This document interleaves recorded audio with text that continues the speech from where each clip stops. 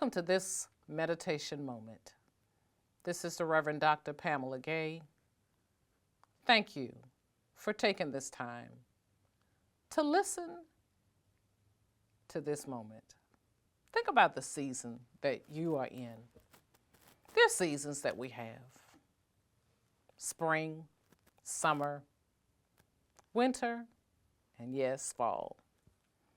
Which brings us to the book of Ecclesiastes, which starts out in chapter 3 with, "For everything there is a season, a time for every activity under heaven."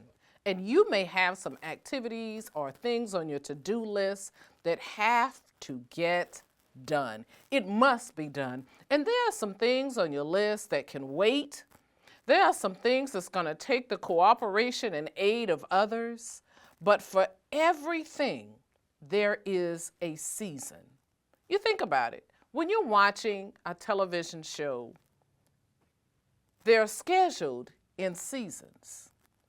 And so if you're watching it and the episode's end and you're looking the next week and it's not there and you're wondering, what happened to my particular show? The season is over. Think about the activities in your life. Remember when we used to use the transistor radios? Transistor radios. And you think about the radio, and then the radio moved to the boom box.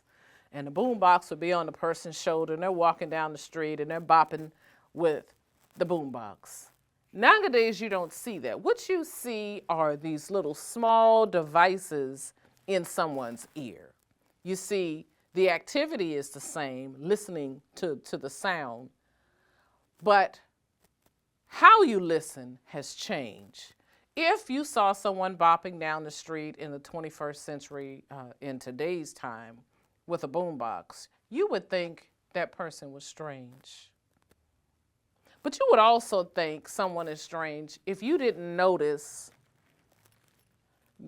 their earpods and they're just walking and talking. You would think they're talking to themselves, and you would think that that is strange. But we live in a season of change. And for everything, there is a season.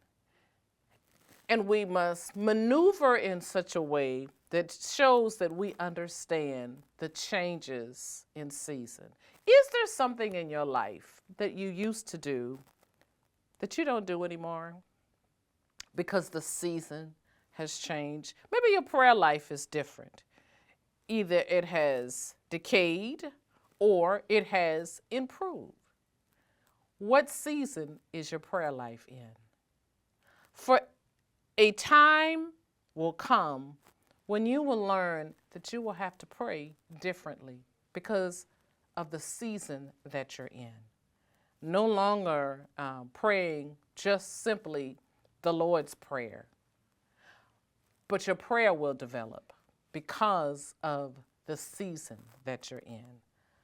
And so, not to prolong the day, but think about and ask yourself, what season am I in, and what things have changed, and how do I change with the season of time?